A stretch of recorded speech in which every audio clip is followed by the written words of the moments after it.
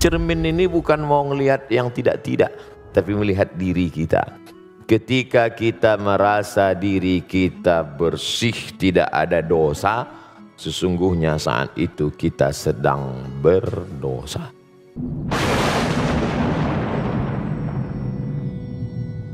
Satu kali salah, kita seperti berhadapan dengan cermin. Cermin itu ada satu titik. Ini cermin. Cermin itu, Ustadz saya nggak suka cermin yang oval, yang bulat. Oke, kita ikuti seleranya. Cermin bulat. Satu kali berdosa, satu titik. Satu kali berdosa, satu titik. Satu kali berdosa, satu titik. Dosanya agak banyak. Sampai akhirnya hitam cermin itu. Kalau sudah cermin itu hitam, maka orang yang putih pun akan melihat wajahnya hitam di cermin. Hati menjadi hitam gara-gara dosa. Makanya begitu ada dosa sedikit, setelah dia dibersihkan, taubat. Ya ayyuhalladzina amanu, hai orang beriman, tubu ilallah, taubatlah kepada Allah taubatan nasuha, bersih sebersih-bersihnya, bersih. Pulang haji bersih. Datang tamu, ceritain kawan sekamar, shopping melulu, kotor lagi. Begitulah Allah Subhanahu wa ta'ala. Makanya yang sudah suci bersih jangan kau kotori. Suci bersih, begitu ada terasa sedikit, astaghfirullahalazim, alladzi la ilaha illa huwal hayyul qayyum wa atubu ilaih. Cermin ini bukan mau ngelihat yang tidak-tidak, tapi melihat diri kita. Ketika kita merasa diri kita bersih, tidak ada dosa, sesungguhnya saat itu kita sedang berdosa. Yang paling baik adalah melihat diri kita tempat segala silap, salah dan dosa. Ustadz Somad kan ustadz, ada dosanya? Ada. Masih digoda setan, setannya ustadz juga. Oleh sebab itu maka senantiasa merasa ini, diri ini banyak silap, banyak salah, banyak dosa. Fisik, psikis. Tapi Allah Maha Baik, maka dia buatkan obatnya. Aflaha, beruntung yang sudah membersihkan dari segala penyakit ini, lalu kemudian yang kotor-kotor tadi dibersihkan. Maka dibersihkanlah dia dengan cara orang yang takabur, sombong. Apa obatnya? Tawadhu. Takbur, tawadhu. Orang yang riya, memperlihatkan amalnya, apa obatnya? Ikhlas. Orang yang berkeluh kesah dengan segala macam ujian hidupnya, apa obatnya? Ridha. Ridha, menerima dengan tawakal. Ridha, melepaskan segalanya kepada Allah. Makanya sebelum keluar rumah habis sholat subuh pagi, dia katakan, raditu billahi rabba, aku ridha menerima ketetapan Allah Subhanahu wa ta'ala. Memangnya kita berkeluh kesah, marah, ngamuk, numbuk dinding, selesai masalah. Kalau kita sedang dililit masalah, kita tumbuk dinding, insya Allah yang masalah lama selesai, muncul masalah baru, tangan patah.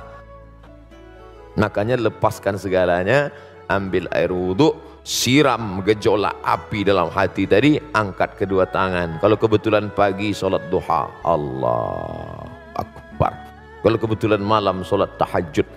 Kalau sekeliling dunia ini sudah tak mau lagi mendengar omongan kita, keluh kesah kita, tak ada lagi kawan tempat mencurahkan kerisauan kita, maka berbisiklah ke tanah, berbisiklah ke bumi, berbisiklah ke lantai. Malaikat-malaikat di langit akan melihat di tengah malam gelap itu ada satu rumah yang terang benderang. Itu rumah siapa? Rumah orang yang bertahajud. Besok malam dia lihat lagi, itu rumah siapa? Rumah tahajud. Besok malam dia lihat lagi bercahaya, itu rumah siapa? Rumah bertahajud. Malam berikutnya dilihat, kenapa padam? Masalahnya sudah hilang, dia berhenti tahajud. Kenapa ketika ada masalah baru kita mengadu kepada Allah Subhanahu wa ta'ala?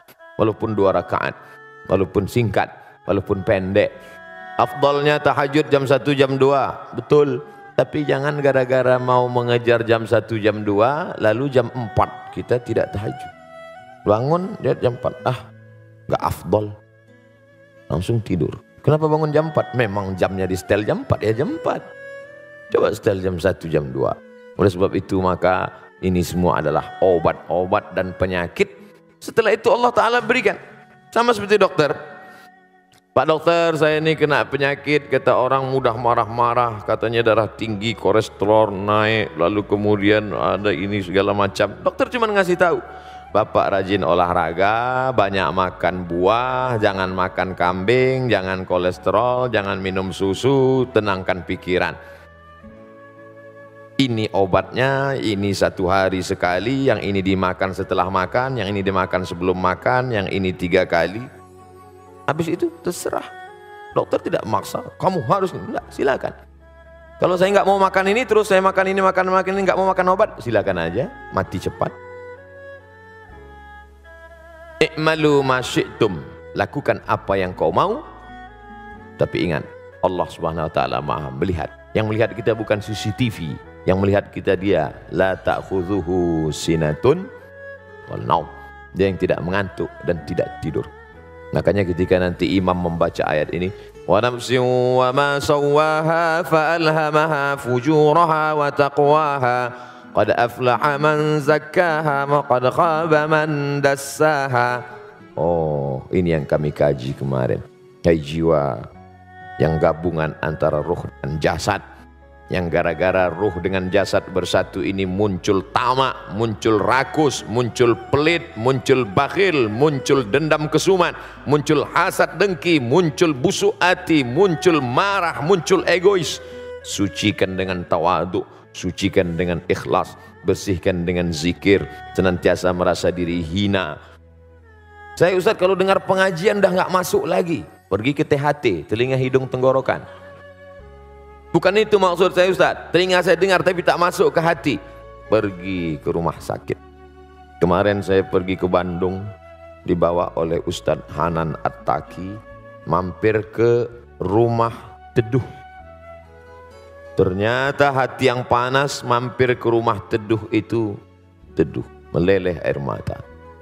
Ada saudara kita yang kena kanker mata, yang besarnya hampir sebesar kepala. Perempuan-perempuan yang dikira hamil 9 bulan, rupanya di dalam tumor, cancer, kanker. Ibu sudah kena berapa lama? Sudah 4 bulan Ustaz. 4 bulan sebesar ini? Ya, 4 bulan tapi sebesar 9 bulan kandungan. Jadwal operasi kapan? 2020. Bayangkan itu. Napas sudah sesak sampai. Di sana baru terasa, oh hebat Ustadz Hanan. Dia bawa saya jalan-jalan, bukan ke bukit, bukan ke gunung, bukan ke pantai. Dia bawa jalan-jalan. Melihat itu semua, Allah sedang negur, Abdul Somad, beban yang kau rasakan sekarang ini belum ada apa-apanya dibandingkan mereka. Nafasmu masih lapang, pandanganmu masih jelas. Tapi saudara, mandi ke pantai, tiba-tiba ada luka sedikit di garu, hanya 9 bulan tiba-tiba kanker kulit dari atas sampai ke bawah. Anak muda umur 23 tahun. Ya Allah. Sampai di sana saya diminta menyampaikan tausiah kepada Al-Mukarram Muhammad, tausiah. Baru megang mic sudah. Mana suara menggelegar tablik akbar? Hilang. Jadi untuk merontokkan sifat-sifat yang jelek baik fisik psikis ini, tak selamanya pengajian, tak selamanya ceramah. Tapi jangan gara-gara ini nanti jadi sunyi pengajian. Kemana semua? Kenapa kalian nggak ada? Tak selamanya pengajian itu. Kita harus selalu lihat orang sakit. Betul. Tidak ada orang menasihati saya. Tak ada ustadz menggurui menasihati saya. Dari mana ustadz mengambil nasihat pelajaran? Dengan pergi. Pergi ke panti jompo. Kita lihat kulitnya yang keriput, rapuh. Ustadz, ini tidak bisa lagi dimasukkan jarum suntik. Kenapa? Usia sudah 95 tahun, sudah seperti tisu, sobek, lapuk.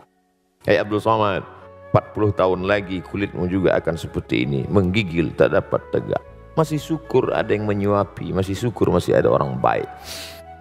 Maka saat ketika melihat itu, saya yakin suami-suami yang sombong, yang kasar, yang tak peduli, yang Lihat itu dia. Oh, ternyata nanti sampai masanya aku duduk di kursi seperti ini, yang menyuapi nanti adalah dia yang baik selama ini. Nah, ibu pun kasih tahu juga, Mas kalau macam-macam nanti gini-gini. Jadi tidak selamanya nasihat. Ada nasihat lewat mata lebih masuk ke dalam hati kita. Makanya ada ungkapan lisanul hal, perbuatan, action afsah min lisanil maqal, lebih menyentuh ke dalam hati. Ketika meninggal almarhumah emak saya, lalu pas mengkebumikan mereka tanya, siapa yang masuk ke dalam? Otomatis anak saya dan adik saya masuk dengan Ustadz Zulfadli, sahabat, bertiga kami masuk. Sepupu ada 2 orang masuk ke dalam. Saya bagian kepala, saya yang meletakkan ke dalam. Sunnah untuk menempelkan hidung, kain dibuka, hidung ini sunnah ditempelkan ke tanah. Buka penutup wajah, buka ikatan, tempelkan hidung ke tanah. Saat saya menempelkan itulah rasanya tak ada harga dunia. Hilang semuanya. Kau pun akan begini juga nanti Abdul Somad. Anakmu yang akan memegang kepalamu, dimiringkannya ke kanan ke arah kiblat, ditempelkannya hidungmu ke dinding. Tak ada jarak lagi. Sekaya-kaya orang, belum pernah saya melihat dipasang keramik di bawah. Nanti kalau saya mati posong keramik, posong marmer supaya hidung jangan mencium tanah. Enggak, tetap ikut sunnah, diciumkan hidung ke tanah, menghadap ke arah kiblat, miring. Apa yang dibawa menghadap Allah SWT. Insya Allah itu mengikis hasad, mengikis dengki, mengikis angkuh, mengikis sombong. Kalau terasa iman sudah agak kurang, low down, ngaji lagi.